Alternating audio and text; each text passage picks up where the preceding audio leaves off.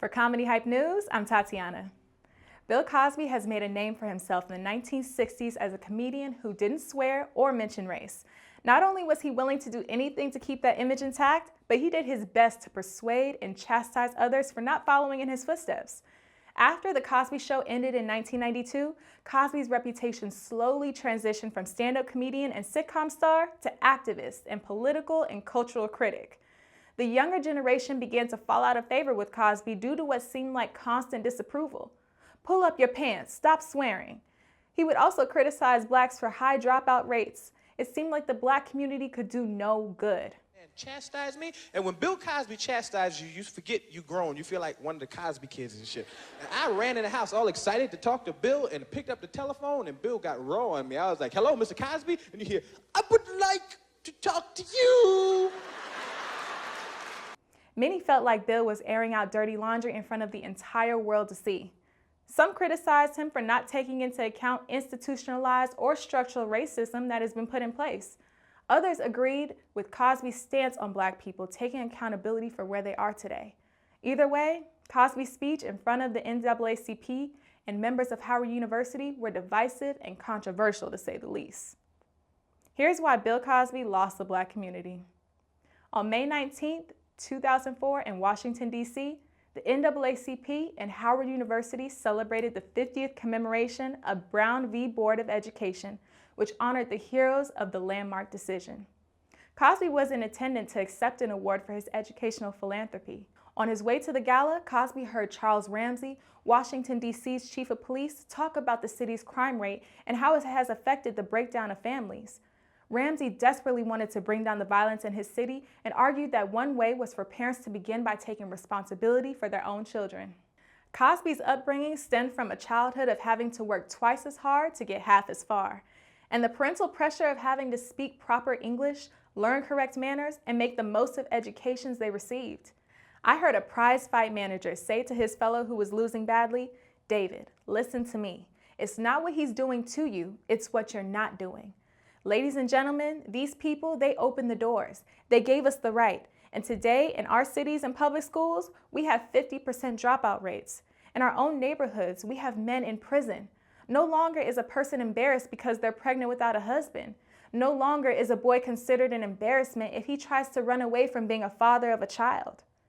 Ladies and gentlemen, the lower economic and lower middle economic people are not holding up their end in this deal. In the neighborhoods that most of us grew up in, parenting is not going on. In the old days, you couldn't hooky school because behind every drawn shade was an eye. And before your mother got off the bus and to the house, she knew exactly where you had gone and who had gone into the house and where you got whatever you had and where you got it from. Parents don't know that today. I'm talking about these people who cry when their son is standing there in an orange suit. Where were you when he was 2? Where were you when he was 12?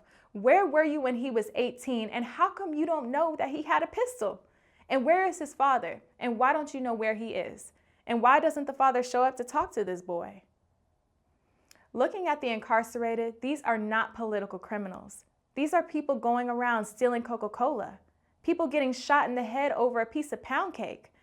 Then we all run out and are outraged. The cops shouldn't have shot him. What the hell was he doing with the pound cake in his hand? I wanted a piece of pound cake just as bad as anybody else, and I looked at it and I had no money.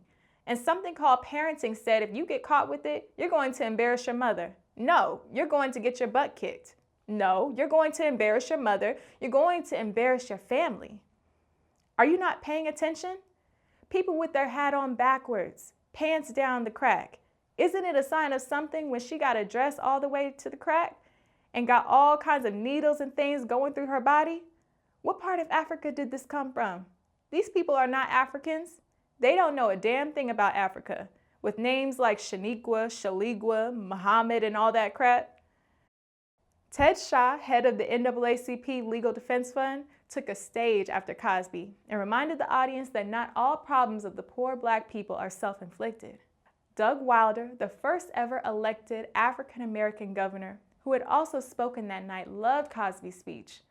Wilder observed that Kweisi Mfume, chairman of the NAACP, was noticeably uncomfortable throughout Cosby's rant. Patrick Swigert, president of Howard University, told Wilder that Cosby had delivered the right message at the wrong time.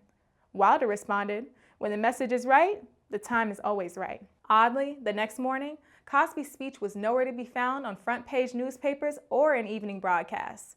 Instead, 3 days after the event, a piece for a reliable source, a gossip column by the Washington Post, read, "Bill Cosby was anything but politically correct in his remarks Monday night at the Constitution Hall Bash commemorating the 50th anniversary of Brown v. Board of Education decision. To astonishment, laughter, and applause, Cosby mocked everything from urban fashion to black spending and speaking habits." On Fox News, Bill O'Reilly hosted a debate on the topic and used Cosby's words as a catalyst to support their own views that individual responsibility, not more government help, was the key to addressing poor neighborhoods. Some older blacks were irritated at the fact that Cosby aired out the black community's dirty laundry. Others felt the opposite.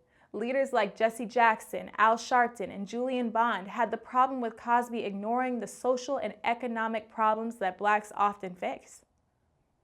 Despite their criticism, they did agree with him about their need for personal responsibility. While older blacks were split, the younger demographic didn't find much in the speech they liked. Many thought Cosby was out of touch and blamed the victim. Author Michael Eric Dyson was particularly critical of Cosby's pound cake speech and voiced his opinions in his book. Is Bill Cosby right, or has the black middle class lost its mind? The book was released within a year of the speech. In the book, Dyson claimed that Cosby had a lack of understanding regarding the social forces that affected the black community, particularly the poor.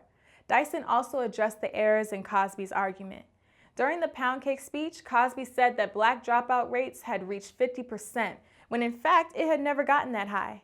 In addition to this, Dyson wrote that Cosby overlooked many factors that contribute to poverty and crime: deteriorating schools, stagnating wages, shifts in the economy, offshoring, downsizing, chronic underemployment, as well as job and capital flight that were largely ignored during his speech. Dyson claimed that Cosby's comments essentially lost sight of the big social, political, and economic forces to do their best jobs and for poor children to prosper. Cosby didn't appreciate Dyson's take on his speech. According to Whitaker's book, To Personal Friends, he denounced Dyson and claimed the only reason his book had made bestseller lists was because his name was in the title. One night, Dyson and his wife were walking through Manhattan when they passed by a restaurant the Cosbys were dining at. As Dyson saw the couple in the restaurant, Bill turned his head, raised his right arm in the air, and stuck out his middle finger. Oddly, the next day, Dyson and Cosby were taking the same train back to Philadelphia. Once Cosby found out Dyson was on board, he invited him down to sit. Cosby apologized for sticking up his middle finger, then went on to explain to Dyson that his book was wrong. Not many people took too kindly to Cosby's words, which caught Cosby himself off guard. As a result, he made several attempts to clarify his overall point.